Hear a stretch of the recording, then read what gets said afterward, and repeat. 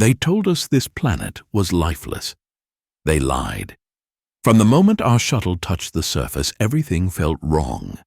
The landing zone was a flat gray plain with jagged rocks jutting out like broken teeth. But there was something beneath the stillness, a hum, low and barely audible, like the planet itself was breathing. We joked about it at first, brushing it off as atmospheric interference. But as the hours passed, the feeling burrowed deeper, gnawing at our nerves. The first clue that something wasn't right came when the survey equipment started malfunctioning. Instruments that were supposed to measure soil composition flickered with errors. Our geologist, Patel, frowned as his scanners spat out impossible data. "It's like the readings are changing second by second," he muttered, tapping the screen. The soil was supposed to be inert, but the data showed molecular activity, rapid, erratic, and inexplicable. "Maybe it's a glitch," I suggested, though I didn't believe it. Patel shot me a look. "Yeah, maybe." We set up camp near the shuttle, a cautious protocol for any uncharted world. The biologist, Dr. Ilana Reese, ventured out first, collecting samples from the strange shimmering moss that seemed to coat every surface. Up close, it was mesmerizing. Each strand glinted with iridescent hues, shifting colors like an oil slick. Reese scraped a sample into a container, watching as it writhed slightly, almost imperceptibly, before going still. "It's reactive," she murmured, her voice tinged with awe. "I've never seen anything like this." The first night was uneasy. The hum in the air grew louder, or maybe we just noticed it more in the silence. None of us slept well. At one point, I swore I heard faint clicking noises outside, like tiny stones tapping against each other. When I stepped out to investigate, the landscape looked the same, desolate, still, but I couldn't shake the feeling that I was being watched. By morning, Reese was buzzing with excitement. "The moss is evolving," she said, holding up her microscope tablet. The images showed cells dividing at an impossible rate, adapting to environmental changes within hours.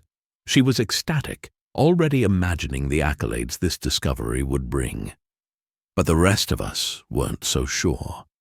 Something about the way the moss had grown overnight, stretching toward our equipment like thirsty vines, set my teeth on edge.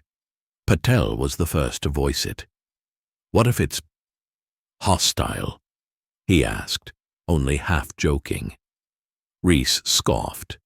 "It's just moss," she said, but her voice lacked conviction.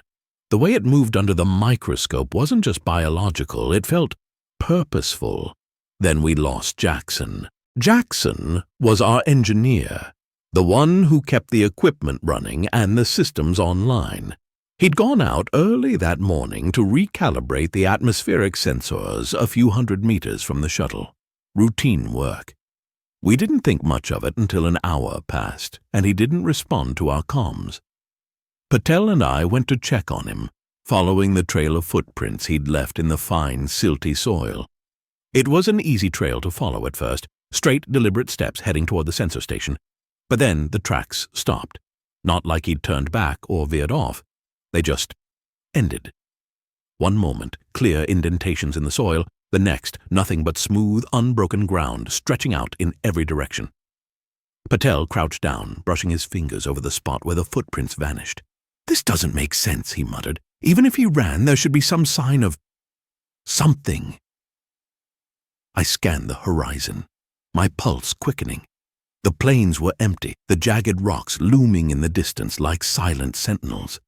But there was a tension in the air, a sense that the stillness wasn't natural. Patel was already pulling out his handheld scanner, muttering about geological anomalies. I wasn't listening. My eyes were drawn to the rocks, to the way the moss on their surfaces seemed thicker, darker than it had been the day before.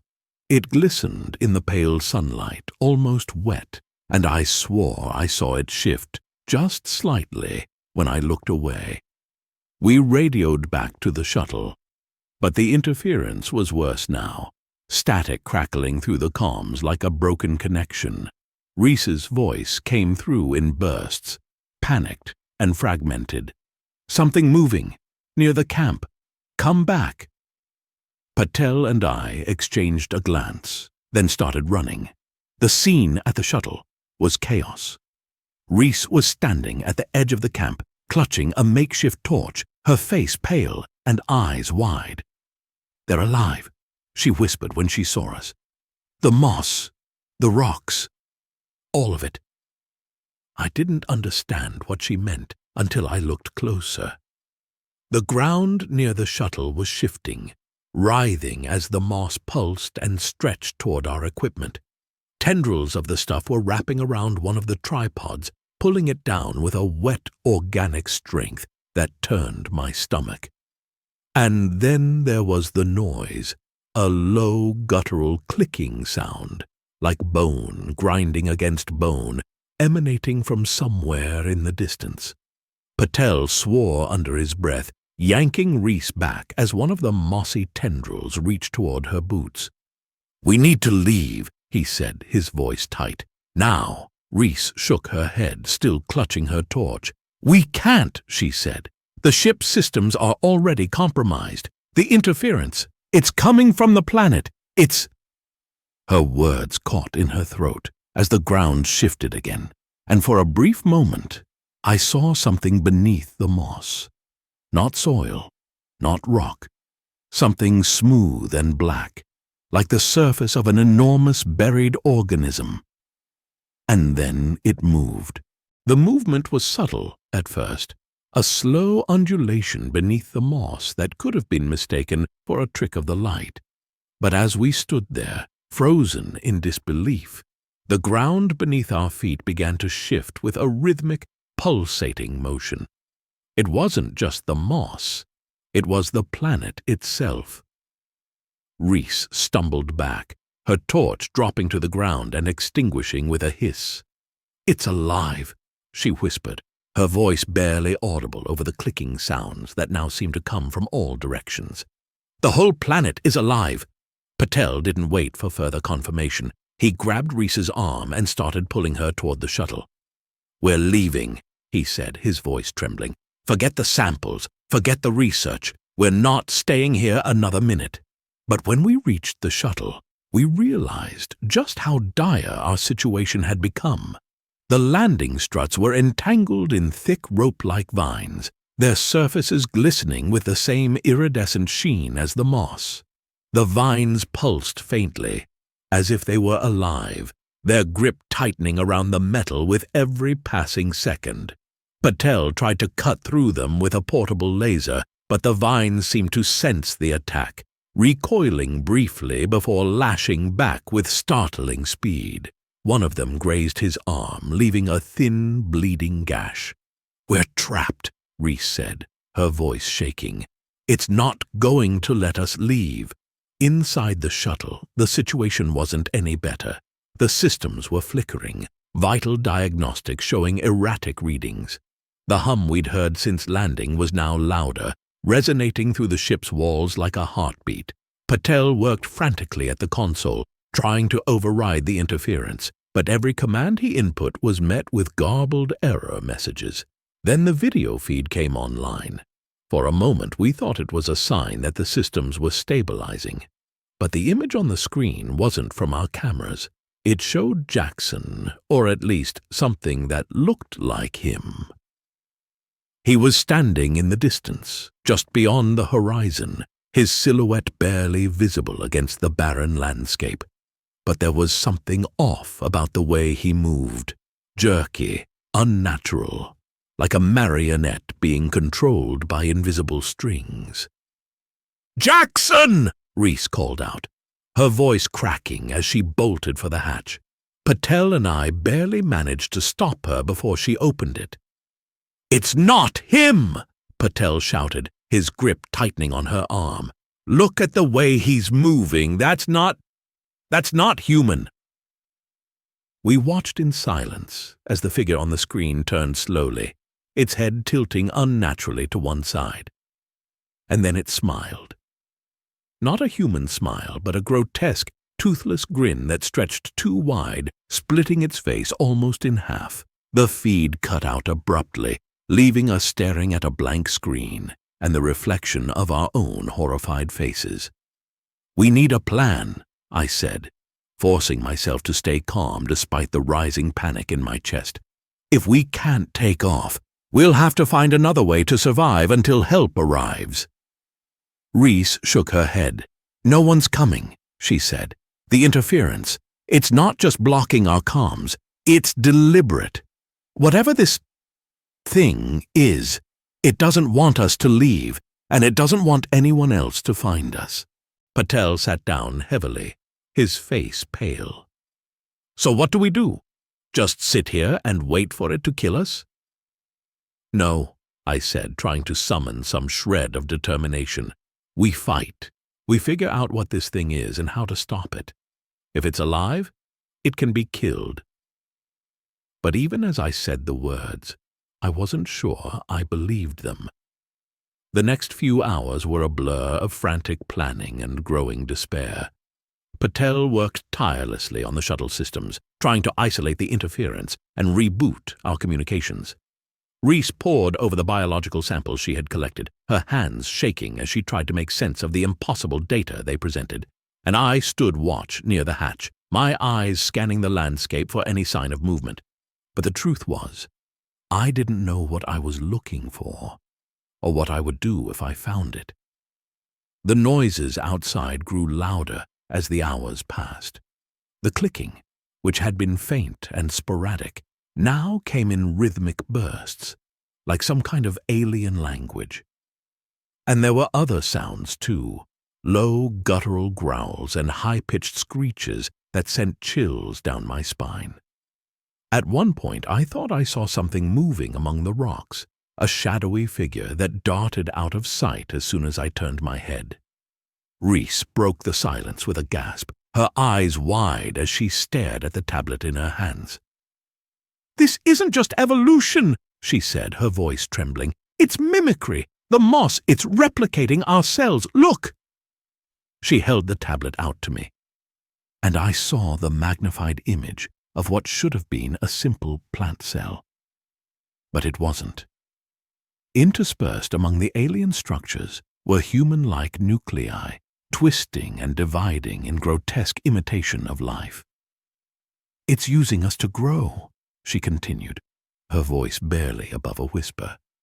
"It's integrating our biology into its own. That's why Jackson disappeared. It didn't kill him. It absorbed him." The weight of her words hit me like a punch to the gut. The figure we'd seen on the video feed wasn't Jackson.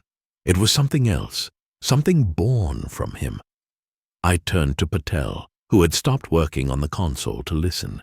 His face was pale, his hands trembling. "So what does that mean for us?" he asked, his voice shaking. "Are we next?" Reese didn't answer. She didn't have to. The evidence was already clear in the samples, in the way the moss had grown overnight, in the way it reached for us like it was hungry. We were trapped, and the planet wasn't just trying to kill us, it was trying to consume us. Desperate for answers, we decided to venture further from the shuttle. We needed to understand what we were dealing with, to find some kind of weakness we could exploit. Armed with makeshift torches and a few salvaged tools, we set out toward the jagged rocks in the distance, where we had seen the moss growing the thickest. The journey was slow and nerve-wracking. Every step we took felt like a gamble, the ground beneath us shifting slightly with each movement. The moss seemed to pulse in time with the hum that filled the air, its tendrils brushing against our boots like curious fingers. Patel led the way, his laser cutter held tightly in his hands, while Reese and I followed close behind. When we reached the rocks, we saw something that made my stomach churn. The moss here wasn't just growing, it was transforming. Massive tendrils spiraled upward, their surfaces glistening with a wet organic sheen. Embedded within them were fragments of metal and plastic, bits of equipment that had been torn apart and absorbed into the alien mass. And at the center of it all was Jackson. Or what was left of him. He was suspended in the air, his body encased in a cocoon of moss and vines. His eyes were open, but they didn't move. His mouth hung slack, and his skin was pale and stretched tight over his bones. The vines pulsed around him, pumping some kind of viscous liquid through his veins. It was as if the planet was keeping him alive, feeding off him, using him to grow. Reese let out a choked sob, her hand flying to her mouth. Patel swore under his breath, taking a step back. "We have to get out of here," he said, his voice shaking. "We can't fight this. It's too big." But I couldn't look away. My mind raced, trying to process what I was seeing. This wasn't just survival for the planet. It was something more. A kind of perverse intelligence, a system that was evolving in real time, learning from us, adapting to us. And if we stayed here, it would consume us too. Before we could retreat, the ground beneath us began to shift violently. The tendrils lashed out, writhing like angry serpents. One of them struck Patel, wrapping around his leg and pulling him to the ground. He screamed, slashing at it with his laser cutter, but the vine tightened its grip, dragging him toward the central mass. Reese and I rushed to help, but it was like fighting a tidal wave. The tendrils were everywhere, wrapping around our arms and legs, pulling us toward the pulsating core. I managed to cut myself free, but Patel was already being pulled into the cocoon, his screams muffled as the moss enveloped him. "We have to go!" I shouted, grabbing Reese's arm and dragging her away. She fought me at first, tears streaming down her face, but eventually she relented. We stumbled back toward the shuttle, the ground shifting beneath us as the planet seemed to roar in fury. When we finally reached the shuttle, we collapsed inside, gasping for air. But the hum was louder now, the clicking sounds outside growing more frantic. The planet wasn't going to let us go. Inside the shuttle, everything felt smaller, suffocating. The walls seemed closer than they had been before, vibrating faintly with the unrelenting hum that filled the air. Reese sat slumped against the bulkhead, her face pale and streaked with dirt and tears. She stared at her hands as if they were foreign objects, trembling uncontrollably. "It's in the air," she murmured almost to herself. "The spores, we're breathing it in." Her words struck me like a blow. My lungs felt heavy, each breath a potential betrayal of my own body. Was it already happening? Were we becoming part of this thing, piece by piece? I shook my head, trying to focus. No, we're not done yet. We're not giving up. Reese didn't respond. She just kept staring at her hands, her breathing shallow. I turned to the console where Patel had been working before he was taken. The displays were still glitching, the interference growing stronger by the minute. I slammed my fist against the panel in frustration, as if brute force could fix what was clearly beyond human comprehension. "Come on!" I shouted, as if yelling at the shuttle would make it respond. "There has to be a way out of this." But deep down, I knew the truth. The shuttle wasn't going anywhere. The planet had us in its grip, and it wasn't letting go. Outside, the clicking noises grew louder, more insistent. I risked a glance out of the viewport and immediately regretted it.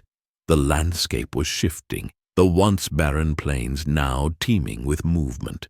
The moss had grown thicker, its tendrils stretching higher, forming shapes that were disturbingly human-like. And in the distance, near the jagged rocks where Patel had been taken, I saw them. Figures moving in the shadows. They were humanoid, but wrong. Their limbs were too long, their movements jerky and unnatural. And their faces were blank, smooth, featureless. They were coming toward the shuttle. "Reese," I said, my voice urgent, "we need to move, now!" She didn't respond. I grabbed her shoulder, shaking her. "Reese!" Her eyes snapped up to meet mine, and for a moment I didn't recognize her. There was a distant, glassy look in her gaze, like she was struggling to hold on to herself. But then she nodded, pushing herself to her feet. "What's the plan?" she asked, her voice barely above a whisper. The truth was, I didn't have one. The shuttle was a death trap, and the planet was a living nightmare. But there had to be something, some way to fight back. "The samples," I said suddenly, the idea forming even as I spoke. "The moss, the spores, maybe we can use them against it." Reese frowned, her expression skeptical. "Use them? How?" "I don't know," I admitted. "But it's adapting to us, right?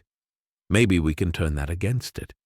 If we can figure out how it works, what it wants, we might be able to stop it." It was a flimsy plan at best, but it was all we had. Reese hesitated for a moment, then nodded. "Fine, let's do it." We gathered what we could: scanners, containment vials, anything that might help us analyze the samples. But as we prepared to leave the shuttle, the noises outside grew deafening. The figures were closer now, their shapes more defined. They weren't just imitations of us, they were reflections, distorted and grotesque, and leading them was the thing that had been Jackson. It stood at the edge of the clearing, its form half consumed by the moss that had claimed him, its head tilted unnaturally, and its mouth opened wide, emitting a guttural, inhuman sound that sent shivers down my spine. The figures behind it echoed the sound, their movements synchronized like a single organism. Reese froze, her hand clutching my arm. "We can't go out there," she whispered. "They'll kill us." "No," I said, my voice steadier than I felt. "They don't want to kill us. They want to absorb us, to make us part of whatever this is." The thought was almost worse than death. But there was no turning back. If we stayed in the shuttle, we'd be consumed anyway. Our only chance was to confront the thing head-on, to find its weakness and exploit it. We stepped out into the clearing, the alien figures turning toward us in unison. The air was thick with spores, the hum so loud it felt like it was vibrating through my skull. I held my breath, clutching the containment vial like it was a weapon, and took a step forward. The thing that had been Jackson moved toward us, its twisted form towering over the others. It raised one moss-covered arm, pointing directly at me, and I felt a sudden, overwhelming pressure in my head. Images flashed through my mind, fractured alien memories that weren't my own. I saw the planet, ancient and vast, a living organism that had existed for eons. It had watched civilizations rise and fall, consuming them, growing stronger with each new conquest. And now it had set its sights on us. I staggered back, the vial slipping from my grasp and shattering on the ground. The sound seemed to snap Reese out of her trance, and she grabbed my arm, pulling me toward the edge of the clearing. "Run!" she shouted, her voice cutting through the cacophony. We ran, the figures closing in behind us, their movements eerily coordinated. The ground shifted beneath our feet, the moss writhing like a living carpet. But we didn't stop. We couldn't stop. We ran blindly, the landscape warping around us as the planet shifted and pulsed like a living thing. The moss was everywhere now, climbing over rocks, spilling into crevices and coiling around our boots as if trying to pull us down. The figures behind us didn't run. They moved with a slow, deliberate gait, like they knew they didn't need to hurry. They weren't chasing us. They were herding us. Reese stumbled and fell, her torch clattering to the ground. I stopped to help her, but she waved me off, scrambling to her feet. "Keep going," she gasped, her face pale and streaked with dirt. "Don't stop!" But where were we running to? The horizon was a blur of shifting shapes and glistening moss. the once familiar landmarks erased by the planet's relentless growth. Every direction felt the same, hostile, alive, and closing in. I could feel the spores in my lungs now, a faint burning sensation that made each breath a struggle. How long did we have before it overtook us? Hours? Minutes? The clicking sounds grew louder, echoing from all sides. I glanced over my shoulder and saw them. Dozens of figures emerging from the moss, their forms barely distinguishable from the landscape. Some of them were almost human, while others were grotesque amalgamations of flesh and plant matter, their limbs stretched and twisted into unnatural shapes. And at the center of them all was the thing that had been Jackson, its towering form moving with a terrifying grace. We reached a narrow ravine, its walls slick with the same shimmering moss that covered everything else. It was the only break in the terrain, the only place that might offer some kind of shelter. Reese hesitated, her eyes darting to the figures closing in behind us. "It's a trap," she said, her voice barely audible. "They're driving us into it." "We don't have a choice," I said, grabbing her arm and pulling her forward. "We either go in or we let them take us." She didn't argue. Together we scrambled down the steep slope, the moss squelching under our boots with every step. The air in the ravine was heavier, almost suffocating, and the hum that had haunted us since we landed was louder here, vibrating through the ground like a heartbeat. The walls seemed to close in as we descended, the moss growing thicker, its tendrils reaching for us like living things. At the bottom of the ravine, we found something that stopped us in our tracks. It was a structure, or at least, it looked like one. A massive organic formation that rose from the ground like a twisted cathedral, its walls pulsing with a faint, bioluminescent glow. It was made of the same moss, but there was something different about it, something intentional. The tendrils wove together in intricate patterns, forming arches and spires that seemed almost architectural. Reese stepped closer, her breath catching in her throat. "It's a hive," she said, her voice trembling. "This is where it all comes from, the spores, the moss. It's all connected to this." The realization hit me like a punch to the gut. This wasn't just a planet. It was an organism, and this was its brain, its heart, its center. Destroying it might be our only chance to survive. But how? We were two people with nothing but makeshift tools, facing an entity that had already consumed countless worlds. The odds were impossible, and then the ground began to shift again, the moss pulling away to reveal something beneath us. At first I thought it was rock, but as I looked closer, I realized it was flesh, smooth, black, and glistening like wet stone. It pulsed faintly in time with the hum that filled the air, and as I reached out to touch it, I felt a surge of heat, a wave of alien consciousness that flooded my mind. It was showing me something. Memories, images, fragments of lives it had consumed. Cities crumbling into dust, ships torn apart by vines, entire civilizations reduced to fuel for its endless growth. And at the center of it all was us, our shuttle, our crew, our faces etched into its memory like trophies. I pulled my hand back, gasping for air. Reese was staring at me, her eyes wide with fear. "What did you see?" she asked, her voice barely above a whisper. "Everything," I said, my voice trembling.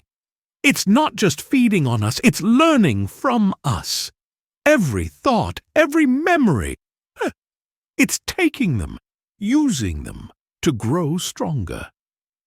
Reese's face hardened, her fear giving way to a grim determination. "Then we have to stop it," she said, "even if it kills us." We turned our attention back to the hive, its walls pulsing with that eerie bioluminescent glow. Somewhere inside it was the core, the thing that was driving all of this. If we could destroy it, maybe, just maybe, we could stop the planet from consuming us. It was a long shot, but it was the only chance we had. We approached the hive slowly, every step feeling like it might be our last. The ground beneath us seemed to throb with a life of its own, the moss shifting and writhing in response to our movements. The air was thick with spores now, visible as faint motes of light drifting in the dim glow of the hive. Each breath felt heavier, the spores clawing their way into our lungs, into our blood. The hive's entrance loomed before us, a gaping maw of tangled vines and moss, pulsing with an almost hypnotic rhythm. It was both beautiful and horrifying, an alien cathedral beckoning us into its depths. Reese hesitated, clutching the laser cutter tightly in her hands. "Once we go in," she said, her voice shaking, "there's no coming back." "I know," I said, my own voice barely steady. "But if we don't, it'll take us anyway. At least this way, we have a chance." She nodded, swallowing hard, and we stepped inside. The interior of the hive was even more alien than I'd imagined. The walls were lined with veins of glowing bioluminescent fluid that pulsed in time with the hum that filled the air. The floor squelched beneath our boots, the moss here thicker and more vibrant than anywhere else on the planet. Strange structures rose from the ground, twisted organic spires that looked almost like machinery, their surfaces rippling with movement as if alive. As we moved deeper into the hive, the air grew warmer, the heat oppressive and suffocating. The clicking sounds we'd heard outside were louder here, echoing off the walls in a chaotic, dissonant symphony. And then we saw them. The figures we had fled from outside were here, but they were no longer moving. They hung from the walls and ceiling, their bodies encased in thick cocoons of moss and vines. Some of them still resembled humans, faces frozen in expressions of terror or resignation, but others had been almost completely consumed, their features distorted beyond recognition. Among them I spotted Patel, his body limp and lifeless, his eyes staring blankly ahead. My stomach churned, bile rising in my throat, but I forced myself to look away. "They're part of it now," Reese said quietly, her voice barely audible over the hum. "This is how it spreads. It consumes them, then uses them to grow." I wanted to scream, to tear the hive apart with my bare hands, but there was no time for anger. We had to keep moving. The core of the hive was impossible to miss. It was a massive, pulsating structure at the center of the chamber, its surface covered in a network of glowing veins that spread out like roots. It was alive in every sense of the word, the source of the hum, the spores, the entire nightmare we'd been trapped in since landing on this cursed planet. Reese and I exchanged a glance. We didn't need words. We both knew what had to be done. The laser cutter was our only weapon, a tool designed for slicing through metal and rock. Reese activated it, the beam slicing through the air with a sharp, mechanical whine. She stepped forward, her hands steady despite the terror in her eyes, and aimed the cutter at the core. The moment the beam struck, the hive screamed. It wasn't a sound. It was a feeling, a wave of raw emotion that crashed over us like a tidal wave. Rage, pain, desperation all rolled into one. The walls of the hive pulsed violently, the veins of light flashing like strobes. The ground beneath us heaved, throwing us off balance as the entire structure seemed to convulse in agony. "Keep going!" I shouted, grabbing Reese as she stumbled. "Don't stop!" She gritted her teeth, steadying herself, and directed the beam back at the core. The moss around it began to blacken and shrivel, the glowing veins dimming as the laser cut deeper. The hive screamed again, louder this time, the sound reverberating through my skull like a drill. I could feel it in my bones, in my mind, as if the planet itself was trying to tear me apart from the inside. The figures hanging from the walls began to move, Their cocoons split open, spilling them onto the floor in grotesque, writhing heaps. They were no longer human, their bodies twisted and malformed. But they moved with a terrifying purpose, crawling toward us with jerky, unnatural motions. "Reese!" I shouted, drawing my makeshift torch and swinging it wildly at the advancing figures. The flames kept them at bay for a moment, but they were relentless, their blank faces staring at us with a horrifying emptiness. "I'm almost there!" she yelled, her voice strained as she adjusted the laser cutter's angle. The core was cracking now, its surface splitting open to reveal a dark, viscous liquid that oozed out like blood. The hum in the air was deafening, the hive's agony resonating through every fiber of my being. The figures were closing in, their limbs outstretched, their mouths opening in silent screams. I swung the torch again, the flames flickering weakly as the air grew thick with spores. "Hurry!" I shouted, my voice barely audible over the chaos. Finally, with a shuddering roar, the core collapsed. The light in the hive dimmed, the glowing veins fading to black as the structure began to crumble around us. The figures froze, their movements halting as if some unseen force had been severed. And then, one by one, they collapsed, their bodies disintegrating into piles of ash and moss. The hive was dying.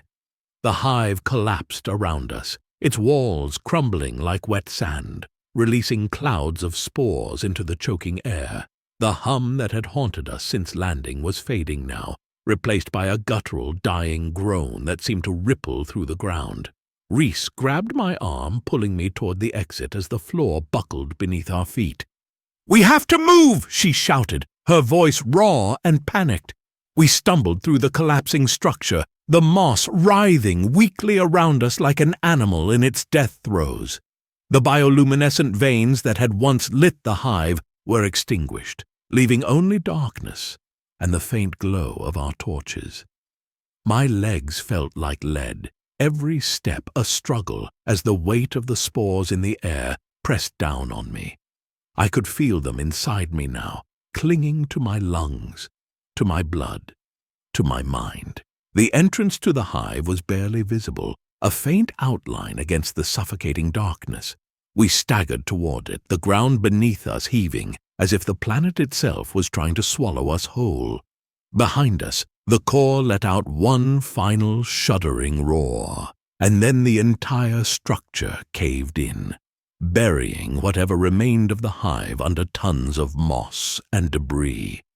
Outside, the landscape had changed. The once barren plains were now overrun with moss and vines, their vibrant colors fading to a sickly gray as the hive's death ripple spread outward. The figures that had pursued us were gone, their twisted forms reduced to ash that drifted away on the wind. The air was still heavy with spores, but the oppressive hum was gone, replaced by an eerie, unsettling silence. Reese collapsed onto the ground, coughing violently as she struggled to catch her breath. I sank down beside her, my chest heaving as I fought against the weight in my lungs. For a moment, neither of us spoke, the enormity of what we had just done sinking in. The hive was destroyed, but the planet was still alive. We had stopped it from consuming us, but we hadn't killed it. We had only bought ourselves time. Reese turned to me, her face pale and streaked with dirt. "Do you think it's over?" she asked, her voice barely above a whisper. I didn't know how to answer. The hive was gone, but the planet was vast, its secrets buried beneath layers of moss and stone. This wasn't just a single organism, it was a system, a network that spanned the entire surface of this alien world. Killing one part of it didn't mean the rest wouldn't adapt, wouldn't grow back stronger. "I don't know," I said finally, "but we're still here. That has to count for something." She nodded weakly, her gaze drifting to the horizon. The moss there was still moving, faintly, like the last gasps of a dying creature. But it was moving slower now, its vibrant colors fading into the same dull gray as the rest. The planet was alive, but it was wounded. Maybe that was enough. We sat there for what felt like hours, watching as the landscape around us settled into an uneasy stillness.